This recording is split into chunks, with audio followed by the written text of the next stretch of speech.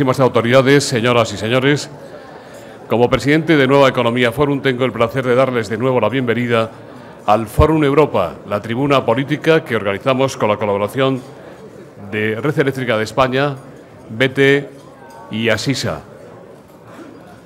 Hoy tenemos la especial satisfacción de recibir al que pretende ser presidente de Castilla y León, secretario general del Partido Socialista de Castilla y León, don Óscar López, al que va a presentar, y este también es un motivo de especial satisfacción, tenerle de nuevo, don José Blanco, ministro de Fomento y vicesecretario general del Partido Socialista Obrero Español. La tribuna es suya.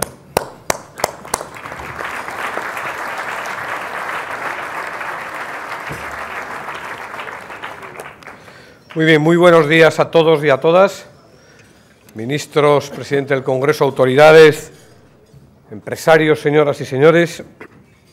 Desde hace algún tiempo intuía que llegaría un día como el de hoy, que llegaría la mañana en la que tenía que presentarle en un lugar como este. Y lo intuía porque, como algunas de las personas que están en esta sala, he tenido el privilegio de ver crecer a Óscar López. Es verdad que cuando yo lo he conocido estaba ya un poco talludito.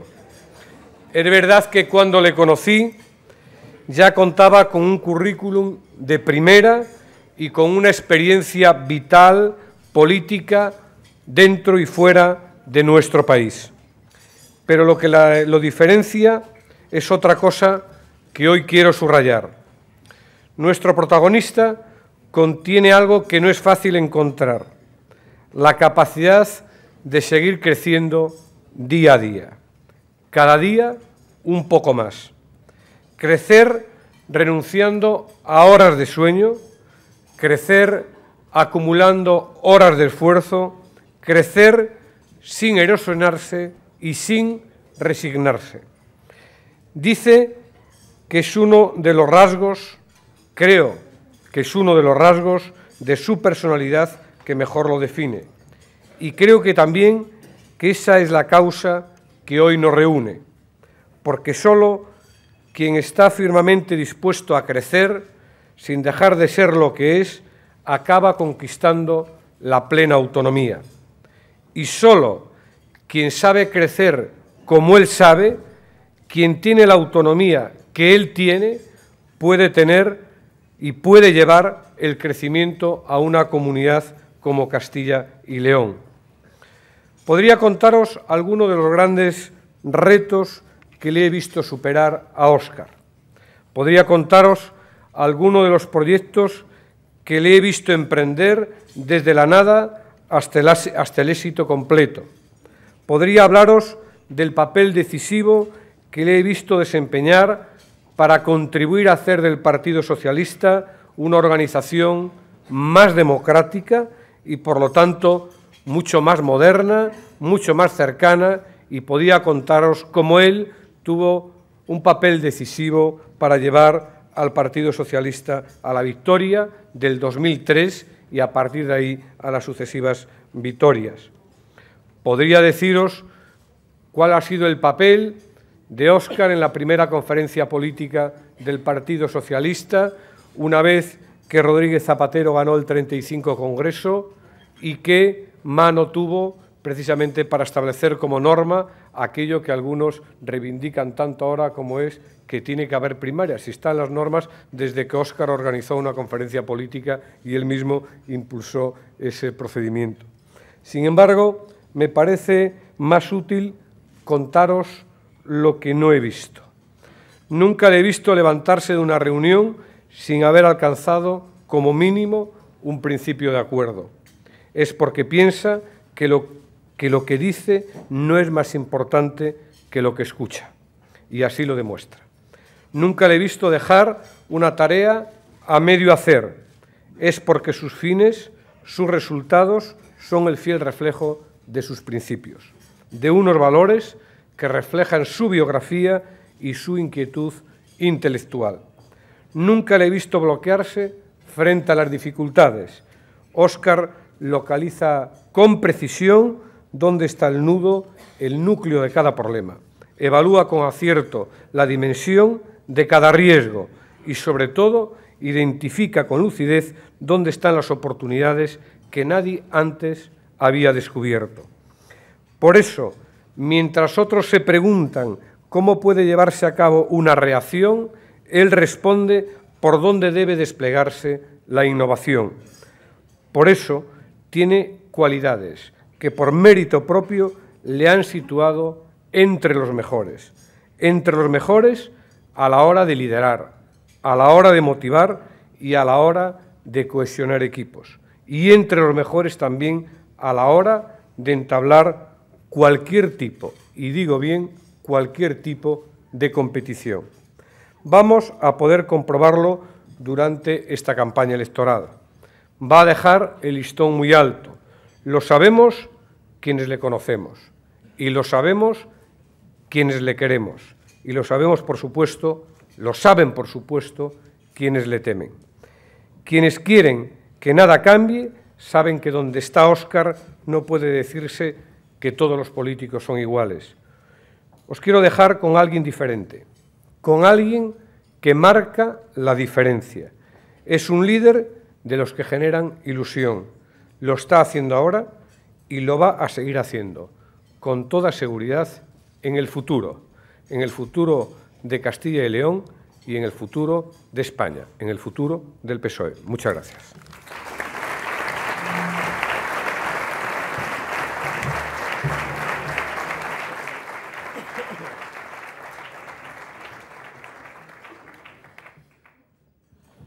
Muy bien, pues muy buenos días a todos y todas. Yo también sabía que iba a llegar este día en el que el ministro, Pepe, me tendría que presentar en un foro así. Lo que no era capaz de intuir es que lo haría con unas palabras tan elogiosas, pero tengan ustedes en cuenta que no ha hablado un ministro, ha hablado un amigo y, por lo tanto, relativícenlo. Yo quiero agradecer hoy la presencia de todos ustedes aquí. José Bono, presidente del Congreso de los Diputados, vicepresidente Chávez, ministro Ramón Jáuregui de la Presidencia, ministra de Sanidad, Leire Pajín, alcaldes, presidente de la FEM, resto de autoridades, amigos, amigas y muy especialmente a todos los que venís desde Castilla y León. Los que vivimos en Castilla y León sabemos lo que son las distancias y sabemos lo que es madrugar para ir un día desde el Bierzo hasta el Valle del Tietar o desde el Valle de Mena hasta Soria. Por lo tanto, os agradezco muy especialmente a todos los que venís de fuera y os habéis pegado un madrugón considerable esta mañana. Amigas y amigos, no es la primera vez que estoy en esta sala y sé que no será la última. Aquí he tenido la oportunidad de escuchar muchas y muy interesantes intervenciones. Aquí he podido comprobar que para que una intervención funcione ha de terminar antes de que el café se enfríe. Y aquí tengo hoy la oportunidad de contaros un proyecto marcado por la pasión, la ilusión y la ambición de futuro. Ese proyecto se llama Castilla y León y es, desde luego, un proyecto diferente. Lo es desde sus orígenes, desde los principios que me impulsaron hace ya 3 años a asumir la dirección del Partido Socialista de Castilla y León y a presentarme como candidato a presidente de la Junta de Castilla y León. Por eso quiero comenzar hablando del origen, de la causa que me llevó a afrontar el mayor reto que he asumido en mi vida. Quiero a mi tierra y creo en la política. Creo en mi tierra y quiero una política que solucione los problemas de la gente y genere nuevas oportunidades para las personas. Creo que la política es una actividad que se sostiene en el territorio de la palabra, en el terreno del debate. Y quiero contribuir a demostrar que en el debate no es un ejercicio de enfrentamiento permanente. Hacer política, debatir, es desarrollar una tarea constructiva, es alcanzar un punto de acuerdo desde el que juntos podemos avanzar. Estamos de acuerdo en que Castilla y León necesita avanzar. Y cuesta discutir que desde el derrotismo no se avanza. Quien se limita a decir que todo está muy mal no hace otra cosa que despreciar a los demás y devaluarse a sí mismo. Estoy convencido de que la inmensa mayoría de los ciudadanos piensa lo mismo. Estoy convencido de que somos más los que pensamos que sobran las viejas formas de hacer las cosas, los viejos comportamientos y los viejos trucos. Estoy convencido de que somos más, muchos más, quienes creemos que para construir el futuro hay que tener un espíritu positivo. Ya sé que lo habitual es referirse al rival de un modo despectivo. No es mi caso. Mi adversario, sin ir más lejos, no estuvo tan mal. De verdad, no estaba tan mal. No estaba tan mal para el pasado. Pero en las próximas elecciones no elegimos ningún ayer. Decidimos el mañana. Cada ciudadana y cada ciudadano, al votar, decidirá con qué materiales quiere dar forma al futuro. Y lo bueno es que en Castilla y León tenemos muy buenos materiales. Somos la quinta parte de la superficie total de España y limitamos con 9 comunidades más Portugal. La Comunidad de Castilla y León tiene un territorio de más de 94.000 kilómetros cuadrados, el más extenso de España, y el tercero de la Unión Europea. Tenemos una superficie mayor que Portugal. Contamos con la cuarta parte de los municipios de España, concretamente 2.248. Somos una comunidad excedentaria en la producción de energía y líder en las renovables, donde producimos más del 20% de la cuota nacional. Somos la comunidad autónoma con más kilómetros de autovías y autopistas, la que más kilómetros va a disponer de alta velocidad, y es de justicia reconocer que esto es así debido al esfuerzo inversor de los diferentes gobiernos de Zapatero. Y nadie duda de que en la tierra del castellano contamos con el más rico patrimonio histórico, artístico, medioambiental y cultural. Les ahorraré hoy el relato de los problemas de Castilla y León, tales como la despoblación, el éxodo de jóvenes, la dispersión geográfica o el envejecimiento. Estos problemas los afrontamos a diario en casa, pero hoy no es el día. Creo que cuando uno sale fuera, lo que debe hacer es poner en valor las fortalezas de su tierra. Nuestra tierra misma es un buen material, siempre ha sido fértil, pero puede ser mucho más rica, mucho más fecunda y mucho más productiva, si la sembramos de nuevas semillas, si comenzamos a mirar y hacer las cosas de otra manera. Castilla y León no puede estancarse, necesita avanzar. Castilla y León puede ser un semillero de nuevos proyectos, de nuevos empleos, de nuevas oportunidades. Puede ser el lugar hacia el que miren las empresas de fuera y debe ser el lugar desde el que emprendan los emprendedores de dentro. Es algo que pienso siempre que hablamos de austeridad. Claro que la austeridad es necesaria, que se puede hacer más con menos, y además antes, y además mejor. Claro que es necesaria la agilidad y racionalidad de la Administración y la contención del gasto público. De ahí que hayamos propuesto pasar de 12 a 7 consejerías en Castilla y León, y de ahí que propongamos una reforma de las Diputaciones que suponga la simplificación administrativa, apostando por la verdadera España autonómica, pero contribuyendo así a reforzar una realidad que muchas veces olvidamos, y es que todos somos Estado. Podemos gastar mejor. A menudo debatimos sobre cantidades, pero yo quiero un debate sobre el uso de las cantidades. Solo en el año 2010, las diferentes administraciones han invertido varias decenas de millones de euros entre la Ley de Desarrollo Rural, el Plan de Convergencia Interior, los fondos Miner, el Plan de Carreteras o la Agenda para la Población. Bueno, esta última poco porque no ha sido dotada por la Junta. Todas estas iniciativas son diferentes, pero todas son lo mismo: inversiones públicas para fomentar el crecimiento económico y la creación de empleo, eliminando desigualdades. Y a mí me parece increíble que en pleno siglo XXI todas ellas no estén interconectadas. Este es uno de los puntos esenciales de mi programa de Gobierno. De ahí nuestro compromiso de realizar una ordenación del territorio consensuada con ayuntamientos, grupos de acción local, sindicatos, empresarios y con el resto de fuerzas políticas, para que todos estos instrumentos estén conectados entre sí, evitando que cada administración realice una inversión sin que esté conectada con la administración de al lado, e incluso a veces enfrentada a ella. Ya ven que a menudo no se trata de invertir más, sino de invertir mejor. Y debemos reconocer que se han malgastado recursos públicos por la ausencia de esa coordinación que le corresponde a la Junta de Castilla y León y que la Junta de Castilla y León no ha ejercido con el liderazgo que le corresponde. Claro que podemos crecer, pero necesitamos ordenar nuestro territorio, diseñar una estrategia a 10 años vista apostando por los pilares de nuestra economía. Castilla y León producimos alimentos de calidad, producimos energía, producimos automóviles, producimos turismo, cultura y conocimiento, pero necesitamos una verdadera política industrial que refuerce estos sectores y los diversifique también, para que no nos ocurra como nos ocurrió en el pasado con el textil, las azucareras o como ocurriría con el carbón si siguiéramos las políticas del Partido Popular. Desde mi punto de vista, la crisis debe servir para reforzar a quien produce y debe controlar mejor a quien especula con el valor de lo que se produce. Si defendemos a los que producen, empecemos por defender a los que producen alimentos, garantizando precios justos que hagan viable el futuro del campo. Porque se equivocan quienes ven en el campo un vestigio del pasado. El ministro de Fomento sabe bien que hasta hace pocos años los trenes se vaciaban de pasajeros y se cerraban líneas ferroviarias. El tren era un transporte del siglo XIX y del siglo XX. El tren era el pasado y, sin embargo, ahora el tren es el presente y es el futuro. Algo similar, desde mi punto de vista, ocurre con el campo. No podemos permitir que se desmantele nuestra agricultura y nuestra ganadería porque un día podríamos encontrarnos con una sorpresa muy desagradable. Así que debemos gobernar con eficiencia, austeridad y racionalidad, pero también con consenso, porque Castilla y León ha avanzado más cuando éste se ha producido. Consensos que hemos buscado desde la oposición. Sé que esto suena raro aquí en Madrid, pensando en la oposición que hay a nivel nacional, pero consensos que han sido buenos para la comunidad, como la reforma del sistema financiero, como el plan de empleo que, a propuesta de la oposición, generó 6.000 puestos de trabajo en Castilla y León, o como el plan de convergencia interior para el año 2010, consensos que buscaremos aún más desde el Gobierno de Castilla y León. Queremos despertar a la Junta de Castilla y León. Entiendo que el agua estancada de la Junta hace que se acumule el desencanto. Por eso estamos trabajando por un sueño con un origen. Creo en la política y quiero a mi tierra. Pero creo que nadie puede aspirar a gobernar una comunidad autónoma sin saber lo que quiere para su país. La política pegada al territorio debe partir también de una visión global. Los problemas y oportunidades de mi comunidad no son muy diferentes a los que puede tener cualquier territorio de otro lugar de un país desarrollado.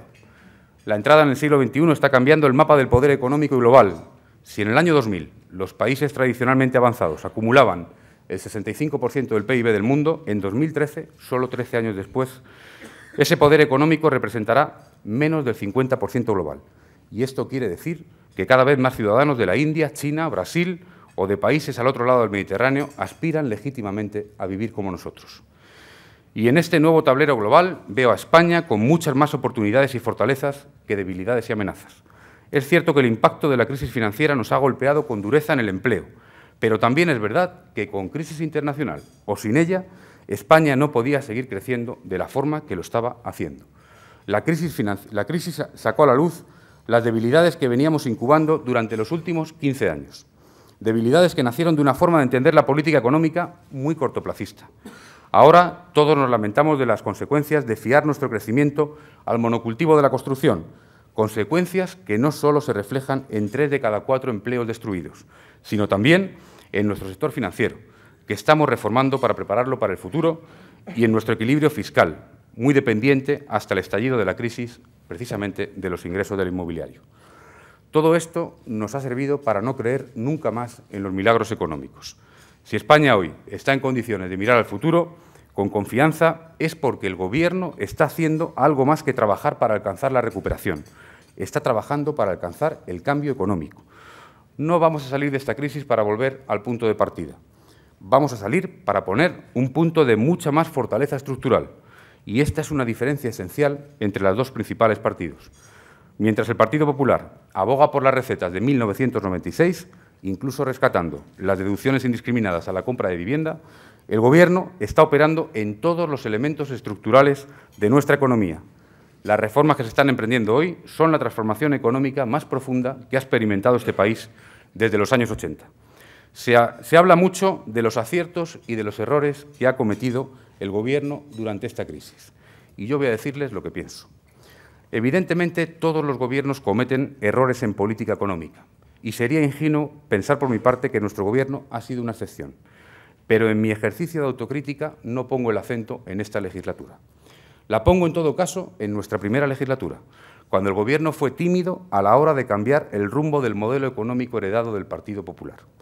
Es cierto que en el periodo 2004-2008 se hizo un esfuerzo muy importante para capitalizar nuestra economía, multiplicando por 2 y por 3 la inversión pública en capital físico y tecnológico, pero se podía haber hecho algo más a la hora de frenar el ascenso de la burbuja inmobiliaria y consolidar el cambio de modelo de crecimiento.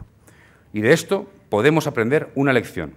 Cuando tengas claro lo que hay que hacer, no dejes que ninguna circunstancia atempere tu determinación. Y teníamos muy claro lo que había que hacer cuando escribimos el programa electoral para las elecciones de 2004. En ese momento hicimos un diagnóstico realista de lo que necesitaba la economía española. Esta lección, la de no dejar que se te escape el tiempo, es la lección que quiero aplicar a Castilla y León, cuando hablo de que hay que despertar a la Junta. Porque en mi tierra hay un sentimiento generalizado de que hace falta un cambio de rumbo, pero no hay la sensación de la urgencia al aplicarlo. Y yo soy de los que piensan que no podemos dejar que los problemas crezcan. Si no cambiamos nosotros el futuro nos cambiará a nosotros. Cuando el Gobierno reforma las pensiones ahora, sin que corran peligro en los próximos años, está aplicando esa tesis. Y yo quiero que el Partido Socialista sea quien reforma las pensiones. Lo quiero porque quien mejor puede protegerlas es quien se siente responsable de su génesis. Y quiero que el Partido Socialista no tenga miedo a la hora de afrontar las reformas, porque siempre que hemos sido ambiciosos hemos acabado ganando. Los ciudadanos no esperan del PSOE que se quede quieto. No nos han votado para que no nos metamos en charcos. Con más acierto o con menos acierto, estamos reformando todo aquello que debía ser reformado. Nuestro sistema financiero, el mercado laboral, la formación, nuestra eficiencia energética, la disciplina fiscal, el estímulo empresarial. Pero los socialistas hemos de afrontar nuevos retos. No podemos resignarnos a que la próxima generación sea la primera que tiene menos oportunidades que la de sus padres. Los progresistas nos enfrentamos ahora a nuevos desafíos, diferentes a los que teníamos ayer. Yo soy del Partido Socialista, pero no pienso que el Estado tenga que solucionarlo todo. No creo que el Estado tenga que dar una vivienda protegida en propiedad a quien tiene 20 años. Lo que tiene que darle es una beca. No creo que el Estado deba subsidiar eternamente a empresas ineficientes. Lo que debe hacer es estimular a las nuevas empresas innovadoras. No creo que debamos construir una autovía o llevar un tren de alta velocidad a cada pueblo. Creo que es más importante que cuenten con banda ancha para conectar a cada hogar con la sociedad del conocimiento. No creo que una ciudad sea más importante por tener el museo, la estación del arquitecto más prestigioso del mundo, sino por tener un buen servicio de transporte público y una buena red de escuelas infantiles. No soy de los que piensan que los políticos tengamos algún mérito por invertir más millones. Creo que nuestro mérito y desafío es hacer más con menos. No soy de los que piensan que el reto de la educación está solo en la escuela. También está en tener un marco de relaciones laborales que permita a los padres hacer los deberes con sus hijos por las tardes. Creo, en definitiva, que desde la izquierda tenemos que hacer algo más que redistribuir riqueza. Nuestro deber radica, sobre todo, en redistribuir oportunidades, para que la familia y el lugar de nacimiento no limite la capacidad del progreso de las personas. Decía al principio de mi intervención que quiero a mi tierra y creo en la política, y esta convicción me hace ver el futuro con confianza, el futuro de mi partido y el futuro de mi país, porque estamos decidiendo el mañana, porque estamos dando forma a nuestro porvenir, y esta es la tarea que ha llevado siempre a miles de socialistas a comprometernos con nuestra tierra. Muchas gracias.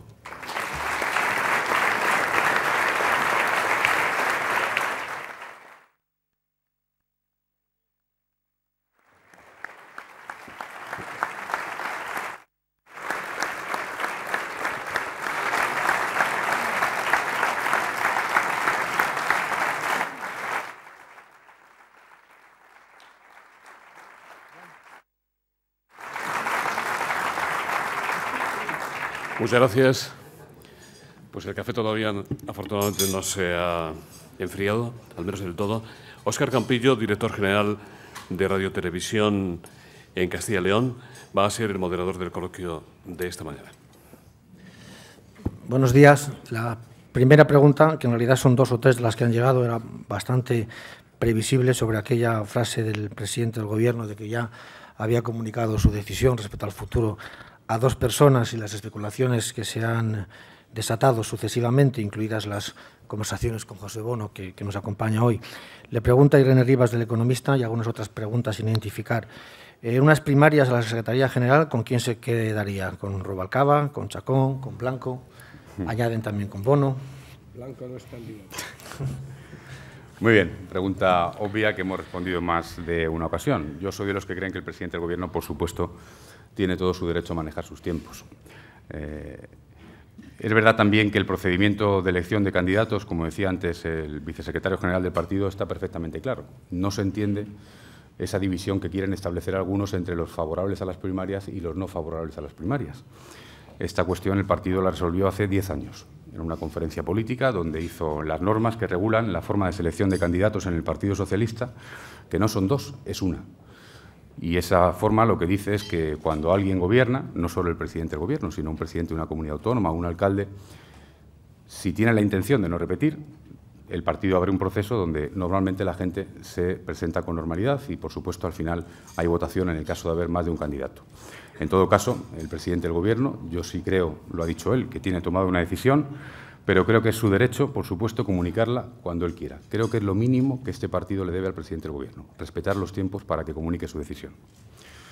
¿Y no es usted partidario ni que sea antes ni después de las municipales, como algunos varones de su partido?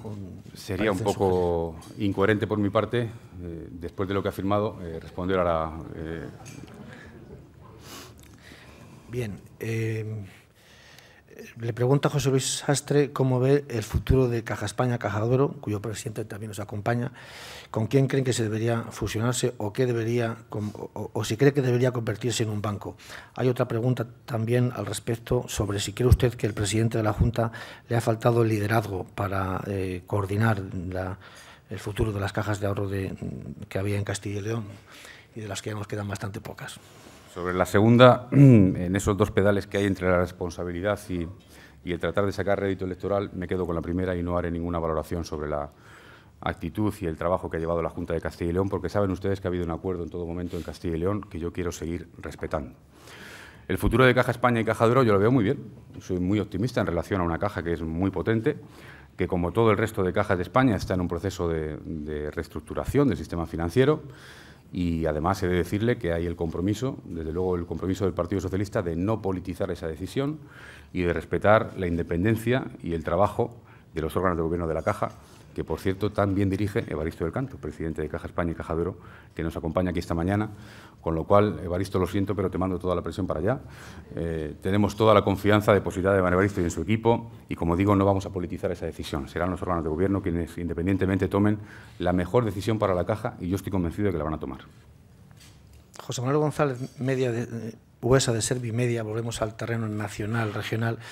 Le pregunta si tras el terremoto y sobre todo el tsunami de Japón, si debería reabrirse el debate sobre la energía nuclear y si el cierre de Garoña debe servir de ejemplo para otras centrales de España. Bueno, yo creo que en primer lugar lo que hay que desear es que no ocurra nada en Japón, eso es lo primero, que se salve lo mejor posible este acontecimiento y que no vaya más. Eso es lo primero. Lo segundo es que, más allá de mi opinión, donde yo desde luego no creo que haya que reabrir ningún debate, lo cierto es que se ha reabierto. Y de hecho hoy conocemos informaciones a lo largo y ancho de toda Europa donde distintos gobiernos están tomando decisiones. Leía hoy incluso en la prensa que la propia Merkel está pensando o repensando la política nuclear para el futuro. A mí lo que me gustaría es aprovechar esta pregunta para hacer una pequeña pedagogía sobre la posición del Partido Socialista en relación con la energía nuclear, porque siempre ha sido la misma y nunca ha cambiado. Permítame que les diga que en democracia ningún gobierno en España ha abierto una central nuclear, ninguno, ni el PP, ni el PSOE, ni la UCD, nadie ha abierto una central nuclear. Sí las hemos cerrado, distintos gobiernos, sí. El gobierno de Aznar cerró una central nuclear cuando cumplió 40 años. Y el gobierno socialista ha tenido que afrontar la decisión sobre una sola central, que es Garoña, la única que cumple 40 años en el año 2011. ¿Por qué? Porque estas centrales fueron diseñadas para operar 40 años y Garoña es la única que cumple 40 años en 2011.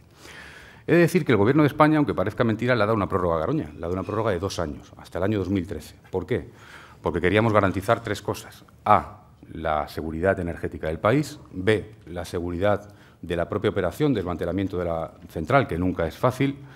Y 3, queríamos garantizar el crecimiento económico y la creación de empleo en la zona, en todo ese corredor que conocen bien algunos, que va desde Miranda de Ebro hasta Medina de Pomar.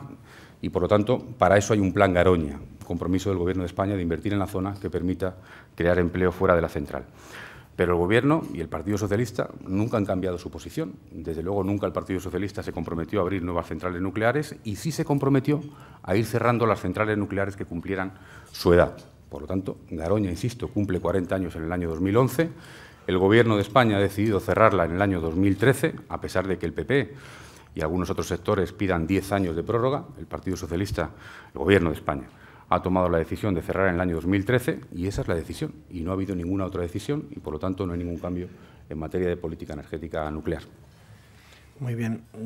Aparece hoy en la prensa las declaraciones del presidente, su compañero, el presidente del Partido Socialista de Euskadi, en la que echa en falta cierta dosis de valor y audacia en Zapatero respecto a Sortu. ¿Cuál es su opinión? No lo comparto, no comparto lo que ha dicho hoy y además me parece que ha hecho una afirmación injusta con la política antiterrorista que está haciendo el Gobierno de España, el presidente del Gobierno. No lo comparto.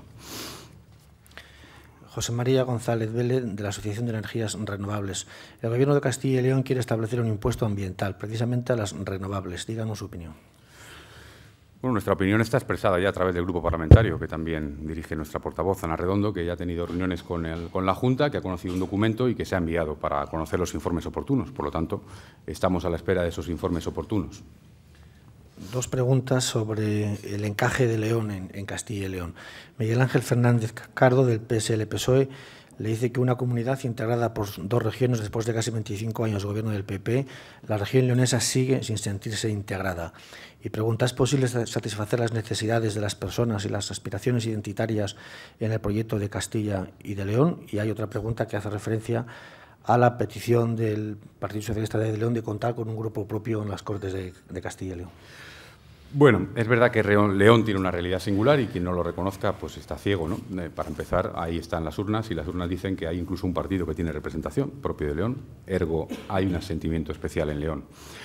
El sentimiento desde mi punto de vista justificado a lo largo de, no solamente por alguna razón histórica, sino también por años de abandono por parte de la Junta de Castilla y León.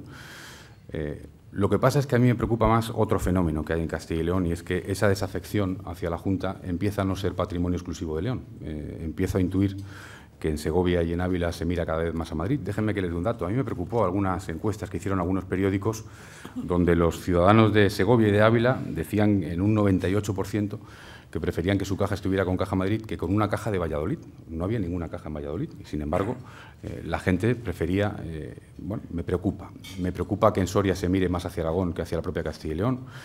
Me preocupa que se extienda este sentimiento. Me preocupa que haya en Burgos, me preocupa el sentimiento que se haya podido también extender en Burgos y me preocupa que haya pueblos donde incluso se ha votado irse de la comunidad, por cierto, por unanimidad de todas las fuerzas políticas. Esto ha ocurrido en algún pueblo de Salamanca, fronterizo con Cáceres, donde el pueblo han votado por unanimidad de los partidos. Por lo tanto, ¿qué es lo que quiero decir? Lo que quiero decir es que yo, desde mi punto de vista, y han visto que yo he hecho una intervención absolutamente constructiva, la principal crítica que le puedo y le debo hacer a la Junta de Castilla y León es que no ha hecho comunidad. En los últimos 24 años, desde mi punto de vista, no se ha hecho comunidad. No solamente no se ha hecho comunidad, es que se ha empequeñecido la comunidad. Y si no, ahorreo y los datos, pero tengan en cuenta que somos pues, menos habitantes que hace 10 años. Por tanto, se ha empequeñecido Castilla y León. Yo creo que se puede hacer comunidad, pero se hace desde el Gobierno, evidentemente. Otro asunto candente es las autonomías. La crisis ha sido aprovechada por algunos para culpar las autonomías de todos los males de España. El Gobierno prepara una reforma que evite duplicidad de competencias y normativas distintas en la regulación de servicios. ¿Son buenas o malas las autonomías? ¿Han derrochado demasiado? ¿Se han cometido muchos errores? Planteado en esos términos, la respuesta es sencilla. Las autonomías son buenas y, de hecho, si las autonomías no fueran buenas y el Estado descentralizado no fuera bueno, no se entendería el crecimiento económico que han experimentado países como Alemania o como Estados Unidos, que son países federales. Por lo tanto, creo en la descentralización y creo en la España autonómica. Otra cosa es que se puedan discutir asuntos. Yo hoy aquí les he hecho una propuesta que tiene que ver con las diputaciones y les decía que todos somos Estado. Y es verdad que a menudo hay una cierta confusión incluso entre los ciudadanos, yo al menos puedo hablar por mi comunidad, que ven que hay un Gobierno de España, una Junta, una Diputación y un Ayuntamiento y no saben muy bien qué hace cada uno de ellos. Por lo tanto, yo he hecho aquí una propuesta que precisamente apuesta por la España autonómica, pero con todas sus consecuencias. Y por lo tanto, habrá que repensar, habrá que adelgazar, habrá que reformular el papel de las diputaciones, si es que de verdad apostamos por una España autonómica. ¿Qué le parece que el presidente del Gobierno se vuelva a reunir con las grandes empresas y deje de lado a los autónomos? ¿Qué va a hacer usted para generar más empresas en Castilla y León? Yo lo que sé es que con todas las matices que se puedan admitir, este Gobierno es el Gobierno que más ha hecho por los autónomos. De hecho, el Estatuto del Trabajador Autónomo se ha aprobado con este Gobierno, que le reconoce derechos que no habían tenido nunca y que venían reivindicando a lo largo de muchos años, ¿no? Hombre, es evidente que el tejido empresarial español se compone no solo de esas grandes empresas, sino sobre todo de pymes, que le voy a decir en Castilla y León, ¿no? Por lo tanto, bueno, evidentemente en nuestro programa electoral y mantenemos reuniones permanentes con los autónomos, estamos haciendo propuestas en Castilla y León, pero créanme que el crecimiento económico en Castilla y León solo es posible si se hace una verdadera ordenación del territorio, si se ponen en común los recursos y si se hace, y usted sabe bien de lo que hablo, Campillo, un mapa de la comunidad, un mapa para ordenar los servicios, las infraestructuras y el futuro de una comunidad que, queramos o no, tiene un problema de dispersión geográfica, de envejecimiento de la población y de diferencias abismales entre el mundo rural y el mundo urbano. Ustedes y el PP de Castilla y León han trabajado sobre la ordenación del territorio muchos meses. ¿Cómo está ese proceso? ¿Parado por la proximidad de las elecciones de común acuerdo. ¿Entiende usted yo no entiendo esa pregunta. ¿Que hemos trabajado con el PP? En la ordenación del territorio, en el mapa de Castilla y León. Yo lo que he visto es que el Partido Popular ha hecho lo de siempre, ha hecho una ordenación, una ordenación ad hoc para un asunto concreto que ha sido Mesetasquí, en Tordesillas, donde el Partido Socialista expresó todas sus dudas en relación con el procedimiento, a pesar de que quiso dejar claro que quería que esa infraestructura se acabara para crear empleo y riqueza en la zona, pero donde pusimos todas las trabas y todas las pegas al procedimiento. El tiempo nos ha dado la razón y al Gobierno de España no le ha quedado más remedio que denunciar el procedimiento, porque la Junta de Castilla y León tiene la mala costumbre de hacer leyes de caso único, y esto es un mal precedente. Claro, si hacemos una ley de caso único que imposibilita para el futuro aplicar lo más importante que tiene la legislación sobre suelo, pues a partir de ahí se abre una vía muy peligrosa para que otras comunidades puedan ir por ahí. Nosotros estamos a favor del desarrollo, sostenible, sí, pero desarrollo en Castilla y León. Ahora, no podemos hacer más. Siempre dijimos que la Junta se equivocaba en el procedimiento y al Gobierno de España no le ha quedado más remedio este viernes que recurrir y denunciar por el procedimiento, precisamente, la decisión de Mesetasquí. Raúl Preciado, del Grupo de Comunicación Gente, le pregunta también sobre Garoña. Dice que si la previsión es que se cierre en 2013, ¿qué pasos se han dado en los planes que activen la zona? Y si no se ha llevado a cabo ningún avance, ¿cuándo se van a comenzar? Pues por parte de la Junta de Castilla y León, ninguno. Nada, cero. Por parte del Gobierno de España, solamente en el plan de reindustrialización que tiene el Ministerio de Industria, pues varios decenas de millones de euros, invertidas en favorecer a los empresarios de la zona, que lo saben bien. Por lo tanto, para empezar a hablar. Y a partir de ahí, hay en marcha un plan Garoña, que es verdad, estará afectado por la reducción del déficit, es verdad, pero donde ya van adelantados varias decenas de millones de euros, insisto, del Ministerio de Industria, que lo saben bien los empresarios de la zona. Una batería de preguntas sobre Castilla y León. Jesús Fonseca, director de La Razón, Castilla y León, le preguntaría ¿qué haría usted para frenar la despoblación? Bueno, este es el asunto esencial. Hablamos de ello todos los días. Reconozco que no hay recetas mágicas. Ahora sí digo que se puede corregir y, de hecho, hay una comunidad vecina que lo ha hecho, que es Castilla-La Mancha. Lamento que se haya ido el presidente del Congreso, pero hasta el año 1980 Castilla-La Mancha y Castilla y León tenían la misma evolución de la población. Desde el año 80 hasta hoy, Castilla-La Mancha crece, Castilla y León baja. Por lo tanto, se puede corregir. No hay una receta mágica, pero es una suma de factores. Y yo vuelvo a insistir lo que he dicho antes. Perdonen que reitere el mensaje, pero creo que es el reto fundamental de Castilla y León, ordenar el territorio. O empezamos por ordenar el territorio o será imposible. No es posible que en la España del siglo XXI una administración haga una carretera a un pueblo y que otra ponga cualquier infraestructura o apueste por una empresa en otro pueblo a 50 kilómetros que no tenga nada que ver sin saber si es una zona afectada. Es que discutimos todos los días de gastar más y se trata de gastar mejor. Es que se trata de hacer un mapa de la comunidad que ponga en común todo eso. ¿De qué sirven los fondos Miner? Y muchas críticas hay sobre cómo se han invertido los fondos Miner, si al final se construye un canal de descenso de aguas bravas en no sé qué pueblo y eso no tiene que ver con el plan de carretera de la Junta y no tiene que ver con un plan de convergencia interior que garantice un servicio público de calidad, una infraestructura de calidad. Es absolutamente imprescindible. En primer lugar, ordenar nuestro territorio y, en segundo lugar, apostar, jugar a algo.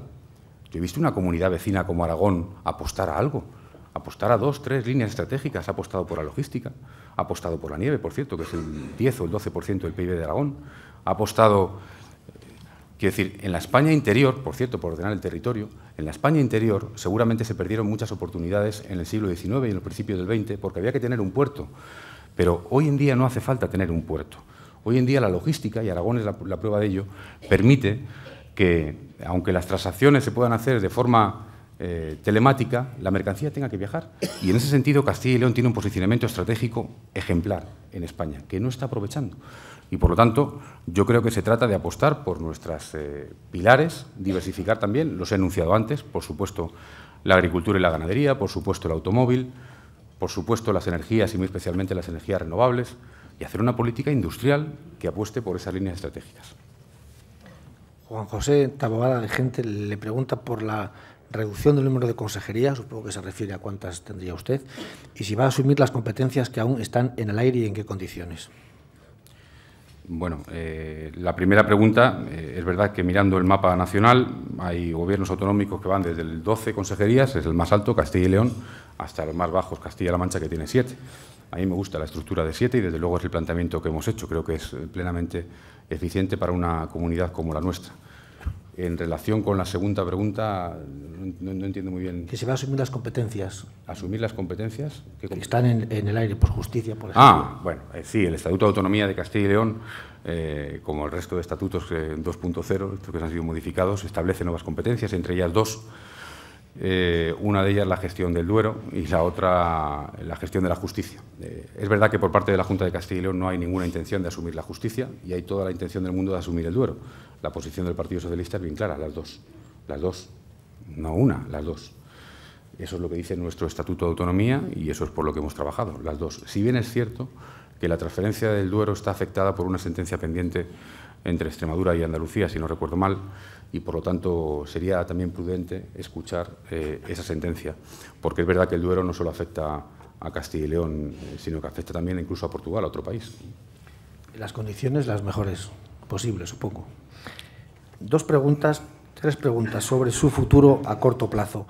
Vidal Arranz del Mundo dice que usted ha afirmado que se queda en Castilla y León. ¿Por qué posponer entonces su renuncia al acta de diputado a la celebración de las elecciones? Y Luis Jaramillo, de la COPE, le pregunta cuándo dejará el escaño en el Congreso y en cualquier escenario usted se quedará en Castilla y León. Es una pregunta, original, ¿no? Original cuando la candidata del Partido Popular en Castilla-La Mancha ha hecho lo contrario que yo, que es dejar Castilla-La Mancha para irse a Madrid, cobrar 3 sueldos, tener 3 cargos y no ejercer ninguno de los 3, porque según sé, en el Senado, si no me equivoco, ha faltado el 60% de las votaciones. Yo soy diputado, no he faltado a una votación en mi vida, nunca jamás en mi vida, y es el cargo público que tengo, no tengo otro. Por cierto, una cuestión resuelta en la legislación española que establece que una cosa son las incompatibilidades y otra la inelegibilidad. Si mi cargo fuera inelegible, evidentemente tendría que renunciar al acta de diputado. Como no es inelegible, sino que es incompatible, renunciaré al acta de diputado el mismo día que perfeccione mi condición de diputado autonómico. No hay ninguna duda de eso. Ahora bien, yo puedo decir lo que no puede decir Herrera, y es que, sea cual sea el resultado de Castilla y León, yo estaré en Castilla y León, y él no. Porque si Herrera gana, ya le adelanto que no acabará la legislatura, y si pierde, ya le adelanto que no ejercerá la oposición. Y yo haré lo que me digan los ciudadanos de Castilla y León. Si quieren que gobierne, gobernaré, y si no, ejerceré la oposición. Una pregunta sobre la campaña. ¿Puede contarnos ya en qué fecha y en qué localidad compartirá escenario de campaña electoral con el presidente del Gobierno? Pues depende del Comité Electoral Federal, que no nos ha dado fechas, pero estoy encantado. De hecho, presenté mi candidatura con el presidente del Gobierno en Ponferrada, en un mitin precioso donde nos acompañaron 5.000 compañeros, abarrotado y con un ambiente maravilloso. Estoy encantado de repetirlo y todos mis compañeros que están por aquí estarían encantados de que Zapatero fuera a cada una de las provincias de Castilla y León. Carlos María Bru, del Movimiento Europeo, le pregunta de qué forma un futuro consejero de Educación socialista daría contenido y actividad a ciertos campus universitarios semivacíos promovidos por la actual Junta. Bueno, ayer el Partido Popular se reunió en Castilla y León para poner como ejemplo de política de educación Castilla y León. Si eso es así, despídanse en las demás comunidades de tener escuelas infantiles, por ejemplo, porque en Castilla y León las escuelas infantiles no dependen ni siquiera de la Consejería de Educación, no está en el tramo educativo, y hasta hace bien poco incluso se había retirado, aquí hay un alcalde que lo sabe bien, el alcalde Naranja, se habían retirado las líneas de subvención para las escuelas infantiles. La Junta entiende que esto no es cosa de ellos, ¿no? Bueno, por lo tanto, primera cuestión. Segunda, hablando de universidades, déjenme que ponga valor el sistema universitario de Castilla y León, que cuenta con 8 universidades, excelentes universidades, 4 de ellas públicas, 4 privadas, algunas de renombre internacional, como la Universidad de Salamanca, y con muchos siglos de historia, ante un excelente sistema universitario, que creo que está poniendo en riesgo la Junta de Castilla y León con una ley que está a punto de aprobarse en las Cortes de Castilla y León, que va a permitir la creación de una nueva universidad privada en Castilla y León, que lleva por nombre Universidad Internacional de Castilla y León. Por lo tanto, complicado la confusión que puede generar para un estudiante de Brasil, de Argentina o de Uruguay que quiera venir, por ejemplo, a estudiar español a España y que piense en la Universidad de Salamanca y de repente vea que hay una Universidad Internacional de Castilla y León. Creo, sinceramente, que se atenta contra las universidades de Castilla y León con esa ley. Por cierto, lo han dicho todos los rectores de la comunidad y el Partido Socialista está tratando de paralizarla. 2 o 3 preguntas sobre infraestructuras, aprovechando que comparte usted mesa con el ministro de Fomento. Félix Ángel Carreras, del Adelanto de Salamanca y de Zamora, le pregunta por la llegada del AVE a Zamora y a Salamanca, que va con retraso, si sabe usted algún plazo, y por la apertura de la Ruta de la Plata, definitivamente, si usted impulsará desde la Junta estas obras.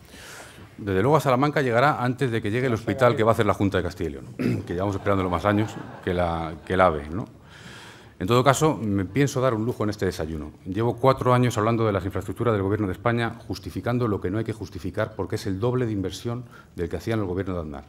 Pero quedan 2 meses para unas elecciones autonómicas y, por lo tanto, pienso hablar solo de cuestiones que sean competencia de la comunidad autónoma.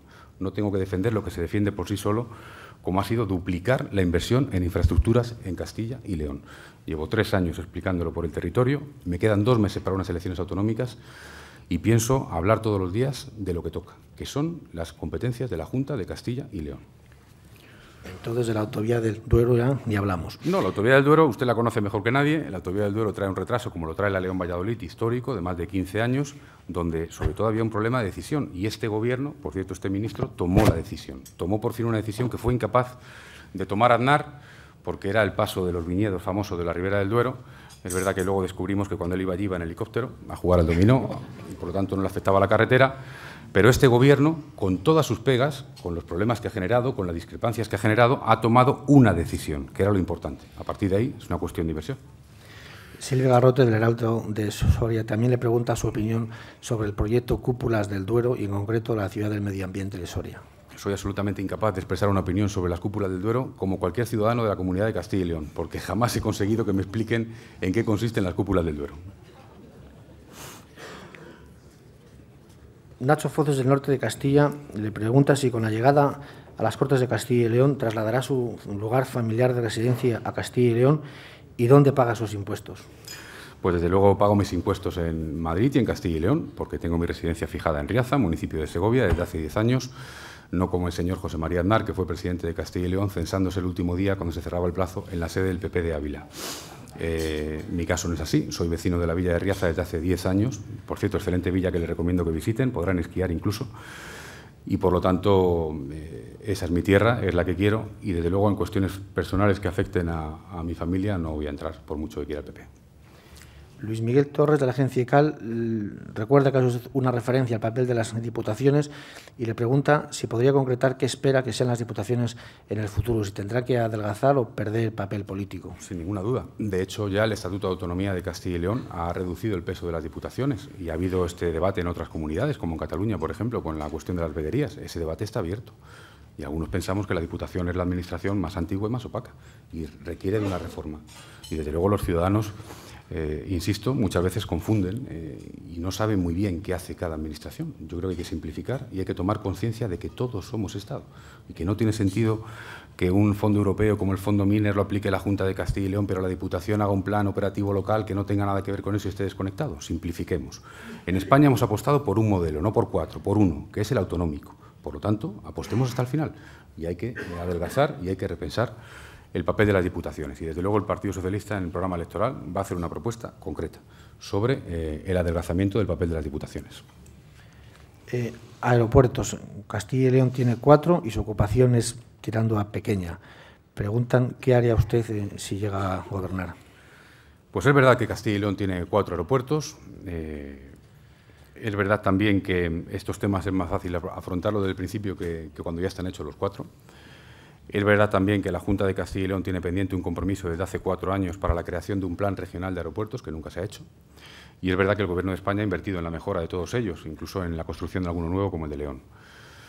En esto está el debate del huevo y la gallina, que fue antes, ¿no? Llega el desarrollo por la infraestructura, o la infraestructura se hace después del desarrollo, ¿no? Yo soy de los que creen que el Gobierno de España ha hecho un esfuerzo de reequilibrio del territorio y ahí está el Plan Oeste, por ejemplo, y de ahí también la construcción de aeropuertos como el de León. ¿Tienen futuro los aeropuertos? Yo creo que sí, pero solo cabe un camino, evidentemente, y es la especialización. No se podrá jugar todos a lo mismo, unos tendrán que jugar más a las mercancías, otros tendrán que jugar a las líneas de bajo coste y otros a vuelos de otro tipo. Es decir, pero tengo aquí un experto a mi lado y ya no me atrevo a profundizar más. Yo lo que creo es que Castilla y León tiene 4 aeropuertos y, por lo tanto, hay que sacarle partido a los 4 y lamento que no se haya hecho nunca por parte de la Junta un plan regional de aeropuertos. Le preguntan también, el Partido Socialista en Castilla y León pedía habitualmente a la Junta que aumentara su endeudamiento para hacer más cosas que faltaban. Ahora, en las circunstancias actuales, Castilla y León tiene una deuda de las menores de las comunidades autónomas. ¿Qué haría usted si llega a gobernar? El Partido Socialista hizo lo mismo que ha hecho todo el mundo occidental y cualquier político racional, y es apostar hasta hace 1 año y medio, 2 años, por políticas claramente inversoras para reactivar frente a la crisis. Lo ha hecho todos los gobiernos que conocemos. Es verdad que estamos en un nuevo estadio, donde evidentemente, y a nivel europeo, se ha acordado ese compromiso de reducción del déficit. Es un escenario distinto, pero hasta hace 1 año y medio, 2, todas las administraciones, todos los gobiernos del mundo apostaban por precisamente más gasto público para reactivar la economía. Es lo que hemos hecho en las Cortes de Castilla y León. Y en cuanto a la reducción de gasto, bueno, quiero recordar que la Junta de Castilla y León tiene un presupuesto superior a 10.000 millones de euros, a pesar de que el presidente de la comunidad, el nombre del presidente de la comunidad es incapaz de reconocerlo la mitad de la población de Castilla y León. 1 de cada 2 ciudadanos es incapaz de decir el nombre de su presidente, que lleva 10 años en el cargo, pero gestiona más de 10.000 millones de euros. Bueno, yo creo que compromisos de reducción del gasto estamos haciendo todos los días en el programa, y aquí he traído una contundente, como es la reducción de consejerías. Otra pregunta sobre el diálogo social. ¿Está usted de acuerdo, como la Junta y los sindicatos, va a cumplir 10 años en el próximo otoño, si es uno de los principales valores de Castilla y León, y si seguirá usted potenciándolo? Lo es, y yo agradezco que estén aquí el secretario general de UGT y de comisiones de Castilla y León. Saben ustedes que en Castilla y León el Consejo de Diálogo Social está institucionalizado, lo está en el Estatuto de Autonomía y lo está en gran parte gracias al trabajo del Partido Socialista y de Ángel Villalba, que le he visto también por ahí antes, quien me precedió en el cargo. Por lo tanto, es ejemplar, lo es porque lo es por ley en el Estatuto, y lo es porque los sindicatos y los empresarios en Castilla y León, y también están aquí presidentes de varias cámaras de comercio y también de asociaciones de empresarios, de la patronal, yo les agradezco el ejemplo que se da todos los días en Castilla y León de llegar a acuerdos y de convivencia. Y, por supuesto, que como presidente seguiré apostando por el diálogo social. Ignacio Fernández Sobrino, de Antena 3 Onda Cero, de Castilla y León, le pregunta por las cámaras de comercio y, si usted llega a la Junta, ¿qué hará por su continuidad? Pues tenemos una ley encima de la mesa que el Partido Popular comprometió con las cámaras de comercio de Castilla y León. Es verdad que luego no ha cumplido su palabra porque no va a dar tiempo a tramitarla, pero nuestro compromiso es que en esa ley se introduzcan mejoras y refuerzos y alguna cosa que han pedido las cámaras de comercio con toda razón. Yo lamento que no se pueda debatir en esta legislatura porque el Partido Popular no ha cumplido el compromiso que tenía con las cámaras de comercio. Quedan 4 preguntas. Rafael Monge, de Promecal, le pregunta por su modelo sanitario cuando el gasto sube y los ingresos públicos decrecen. Bueno, evidentemente el gasto sanitario es el principal gasto público, el de todas las comunidades autónomas. Y es verdad que se pueden hacer reformas, que el Gobierno de España ha dado ejemplo. Aquí en este país olvidamos todo al día siguiente, ¿no? Pero yo recuerdo un acuerdo que promovió el Gobierno de España con las comunidades autónomas, fíjense, solo para la compra de vacunas, le supuso un ahorro a este país de 1.500 millones de euros. En vez de comprar cada comunidad las vacunas por su cuenta, comprarlas juntas. 1. 2. Es verdad que hace falta más cooperación y más coordinación. Castilla y León tiene acuerdos de colaboración con muchas comunidades autónomas y es verdad, como bien dice mi buen amigo el presidente de Extremadura, que los virus no saben si están en una comunidad o en otra y, por lo tanto, no se entiende que una comunidad tenga un calendario de vacunación distinto a otra. Por lo tanto, es desde luego deseable una mayor cooperación y coordinación entre las comunidades autónomas para la prestación de un buen servicio de salud. Ahora bien, el modelo del Partido Socialista es muy claro, la salud es lo primero y en Castilla y León no basta con un modelo provincial de salud, hay que hacer desde luego hospitales comarcales, vamos a apostar por ello y hay zonas muy específicas de Castilla y León donde desde luego habrá un hospital porque son reivindicaciones justas de hace muchos años y porque es una prioridad. Un hospital comarcal tipo el de Talavera, por ejemplo, el de Torrelavega, viene a costar en torno a 20 millones de euros. Imagínense la de cantidades que hay que se pueden recortar para hacer un hospital comarcal en el Valle del Tietar, por ejemplo, o en Benavente. Quedan 4 preguntas y ahora quedan 5. Vamos a ir más deprisa. Carbón, ¿reconoce usted algún error del Gobierno central en la defensa del sector en Europa, como dice la Junta? Hombre, esto es muy gracioso, ¿no? Viene alguien, te denuncia y luego resulta que el culpable eres tú. Vamos a ver, en relación con el carbón, el Gobierno de España ha operado en el corto, en el medio y en el largo. En el corto, porque había que hacer viable un decreto de ayudas al carbón, decreto que fue denunciado por las eléctricas y por la Xunta de Galicia. El Gobierno de España lo que ha hecho ha sido defenderse de las denuncias, ya la han retirado las eléctricas, falta la de la Xunta, pero el decreto está aplicándose. 2, había un reglamento que negociar, reglamento que se negoció en la etapa de José María Aznar y que hacía que el carbón fuera viable hasta el año 2010, cosa que había que negociar en Europa, que negoció el Gobierno de España y que consiguió ampliar hasta el año 2018, 8 años más. Y 3, no negando que el carbón también tiene problemas. Desde luego uno de ellos es emisión de gases contaminantes. Pero en lugar de quedarnos en el discurso, en lugar de predicar, hemos dado trigo. Y por eso el Gobierno de España ha puesto en marcha en Ponferrada la CIUDEN, la Ciudad de la Energía, con muchos millones de euros, precisamente para investigar sobre la captura del CO2 para que el carbón en el futuro sea más viable. Yo sé que el carbón tiene mala prensa, especialmente fuera de Castilla y León, pero permítanme que les diga a los de fuera de Castilla y León que el carbón es la única fuente fósil energética que tiene este país, la única, y que el mundo está cambiando a una velocidad de vértigo y que el consumo energético de países como China puede hacer que el carbón español sea estratégico en el futuro. Y por lo tanto, yo creo que España no se puede permitir el lujo de cerrar su única fuente energética fósil, que es el carbón. Le pregunta Eva Santos de la agencia EFE, aunque ya se refirió usted a ello, sobre Zapatero, si usted piensa que seguirá como candidato o que dejará paso a otro compañero. Esto se puede convertir en un bucle. Ya ha dicho que el presidente del Gobierno tiene, desde luego, todo el derecho a manejar sus tiempos. Ahora bien, si me pregunta usted del futuro del PSOE, le voy a decir algo. El futuro del PSOE no se va a escribir, el futuro del PSOE no se va a decidir ni en las radios ni en los periódicos. El futuro del PSOE se va a decidir en las agrupaciones del PSOE y en los territorios. Y si hablamos de agrupaciones del PSOE y de territorios, déjeme que le diga que hay una generación de socialistas en las agrupaciones y en el territorio que tendremos mucho que decir en ese futuro. Admitimos una pregunta por ser de José Luis, alcalde de Granja de San Ildefonso. Le pregunta si será inmediata la transferencia de financiación no condicionada, y lo subraya, a los ayuntamientos de Castilla y León cuando sea presidente. Pues como se suele decir, agradezco esa pregunta porque me permite volver a lo que decía antes. Muchas veces no se trata de gastar más, sino de gastar mejor. Cuando los socialistas estamos hablando de mejorar la financiación local en Castilla y León, ni siquiera estamos haciendo lo que hace una oposición clásica, que es pedir más irresponsablemente, ¿no? Decimos lo mismo que hay, pero mejor repartido. ¿Por qué? Porque la financiación que reciben los ayuntamientos en Castilla y León por parte de la Junta de Castilla y León es en un 98,9% condicionada, o lo que es lo mismo, sin ninguna capacidad de decisión para el ayuntamiento, es para proyectos concretos. Hay comunidades autónomas donde esa financiación no condicionada llega al 20, al 30 y al 35%. Ese es mi compromiso. Yo no puedo comprometer hoy, en un momento de crisis, que vamos a aumentar la financiación local. Lo que sí comprometo es que habrá menos financiación condicionada y que habrá más capacidad para que los ayuntamientos decidan sus inversiones en cada municipio. Terminamos ya con 3 preguntas, 2 se podría decir. Castilla y León, la distancia entre el PP y el PSOE es considerable. ¿Cuál es su pronóstico en el Parlamento y en las alcaldías y diputaciones de las provincias? Castilla y León es una comunidad que gobernó el Partido Socialista, otras nunca han cambiado de color político. Ahí está su presidente, Demetrio Madrid, por cierto, al que agradezco que esté hoy aquí. Es una comunidad que ha gobernado el Partido Socialista, que va a volver a gobernar el Partido Socialista, donde déjenme que les haga una reflexión de algo que siento íntimamente, ¿no? Que se piensa muchas veces de mi tierra y que se dice de mi tierra, ¿no? Miren, en Castilla y León, de cada 10 personas que pasan por la calle, 4 votan al PSOE. 4. En Cataluña le acaban de votar 19, de cada 100. Tanto en Castilla y León a veces hacen afirmaciones sobre la ideología que son injustas con mi comunidad.